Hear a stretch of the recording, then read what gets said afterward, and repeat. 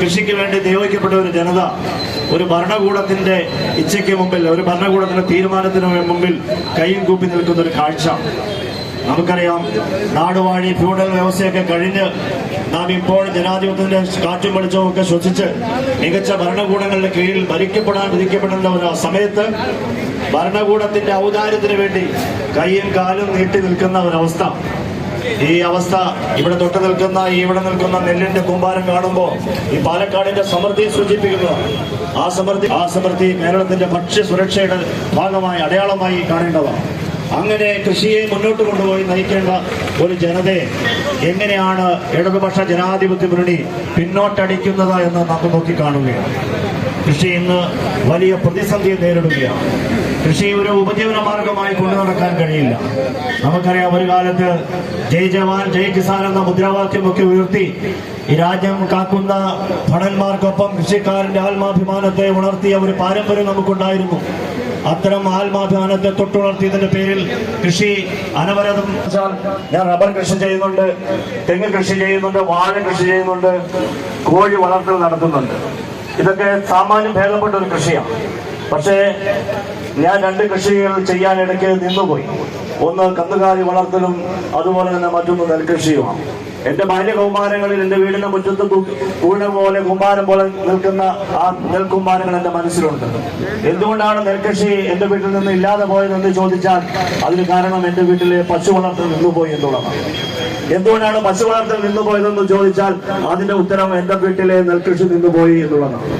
അതുകൊണ്ട് നെല്ല് കൃഷി ചെയ്യുന്നവരെയും പശു വളർത്തുന്നവരെയും ഒക്കെ കാണുമ്പോൾ വലിയ അഭിമാനം തോന്നാറുണ്ട്.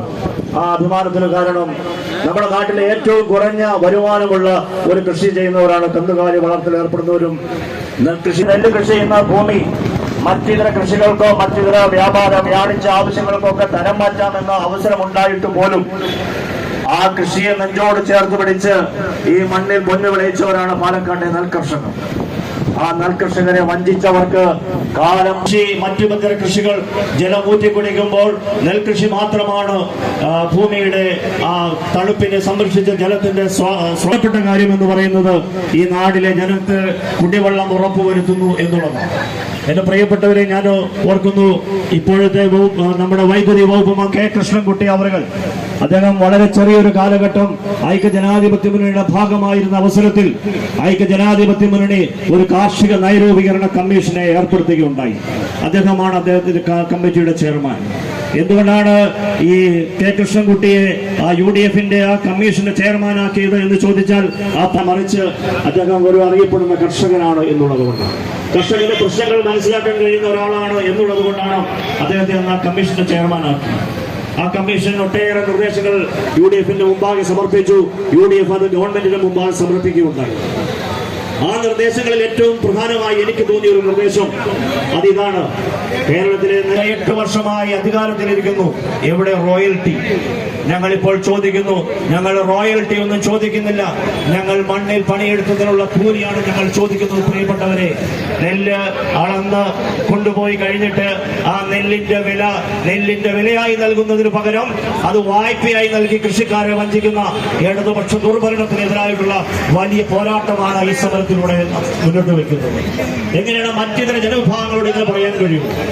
രാജ്യത്ത് കൃഷിക്കാർ എല്ലാ നിലയിലും ദുരിതം അനുഭവിക്കുക. അത് ബോംബെയിലായിക്കോട്ടെ, അത് ഡൽഹിയിലായിക്കോട്ടെ, പഞ്ചാബിലായിക്കോട്ടെ, അത് മോദിയുടെ കീഴിലായാലും പിണറായിയുടെ കീഴിലായാലും കർഷകർ വലിയ ദുരിതത്തിലേക്ക് പോകുമ്പോൾ വലിയ വലിയ പ്രക്ഷോഭങ്ങൾ ആവശ്യമുണ്ട്. ഇവിടെ വാങ്ങിയ നെല്ലിന് പണം അത് ബാങ്കിൽ പോയി വായ്പയായി വാങ്ങുന്ന ഒരു ഔദാര്യത്തിലേക്ക് എങ്ങനെയാണ് കേരളത്തിലെ കൃഷിക്കാർ പോവുക? ഞാൻ പിണറായി വിജയനോട് ചോദിക്കാൻ വളരെ വിനയപൂർവ്വം ആഗ്രഹിക്കുന്നു, കേരളത്തിലെ സർക്കാർ ജീവനക്കാരോട് നിങ്ങൾ 1 മാസം ജോലി ചെയ്തു കഴിഞ്ഞാൽ നിങ്ങൾ ചെയ്ത ജോലിക്ക് പ്രതിഫലം നിങ്ങൾക്ക് സർക്കാരിന്റെ ഈടായി ബാങ്കിൽ നിന്ന് വായ്പയായി നൽകിയാൽ നിങ്ങൾ അത് സ്വീകരിക്കുമോ എന്ന് സർക്കാർ ജീവനോട് ചോദിച്ചു നോക്കുക. അപ്പോ എല്ലാ അപരാധങ്ങളും ഏറ്റുവാങ്ങിക്കൊണ്ട് ഈ മണ്ണിൽ പണിയെടുക്കാൻ ജീവിതകാലം മുഴുവൻ വിധിക്കപ്പെട്ട ഒരു പാവപ്പെട്ട ആ മനുഷ്യർ ഇനിയും പ്രതികരിക്കാതിരിക്കില്ല എന്നുള്ളതിന്റെ ഏറ്റവും വലിയ തെളിവാണ് ഇന്നത്തെ സമരം എന്ന് കാണുകയാണ്. ഈ ചൂണ്ടുപലകയായി കൂടി ഈ സമരത്തെ കാണണമെന്ന് ഞങ്ങൾ ആഗ്രഹിക്കുകയാണ്. അതുകൊണ്ട് പ്രത്യാശ നഷ്ടപ്പെട്ടിട്ടില്ല. ഈ സമരത്തിന് അനുഗ്രഹം ആനിച്ചൊരിഞ്ഞുകൊണ്ട് പ്രകൃതിയും നമ്മോടൊപ്പമുണ്ട് എന്ന് പറയാൻ ആഗ്രഹിക്കുക. പ്രിയപ്പെട്ടവരെ, ഇവിടെ ഈ കോൺഗ്രസ് പ്രവർത്തകന്മാരുടെ ഓരോരുത്തരുടെയും മുഖത്ത് കാണുന്ന ഈ പുഞ്ചിരിയും ആവേശവും UDFന്റെ കരുത്താണ്. UDFന്റെ കരുത്തും ഉത്സാഹവും ഐക്യജനാധിപത്യ മുന്നണിയുടെ ഗവൺമെന്റിനുള്ള ഒരു കരുത്തായി മാറും. അതിന് പാലക്കാട്ടെ കർഷകർ നയിക്കുന്ന ഈ പോരാട്ടം, പാലക്കാട്ടെ കർഷകരുടെ പോരാട്ടം, പാലക്കാട്ടെ കർഷകർ തുടങ്ങുന്ന പോരാട്ടം, അത് കേരളമെമ്പാകെ കത്തിപ്പിടുത്തം കൊടുക്കുന്ന ഗുരുവാ സംഘത്തിനെതിരായിട്ടുള്ള വലിയ പോരാട്ടമായി മാറട്ടെ. അതിന് ജില്ലാ കോൺഗ്രസ് കമ്മിറ്റി നേതൃത്വം കൊടുക്കുന്ന ഈ സമരം, ഐതിഹാസികമായ സമരം സമുചിതമായി സമാപിക്കുമ്പോൾ വരുന്ന ആളുകളിൽ കേരളത്തിലേക്ക് ഈ സമരം കത്തിപ്പടരട്ടെ എന്ന് ആശംസിച്ചുകൊണ്ട് ഈ സമരത്തെ എല്ലാ നിലയിലും അഭിവാദ്യം ചെയ്തുകൊണ്ട് ഞാൻ നിർത്തുന്നു. നന്ദി, നമസ്കാരം, ജയ് ഹിന്ദ്.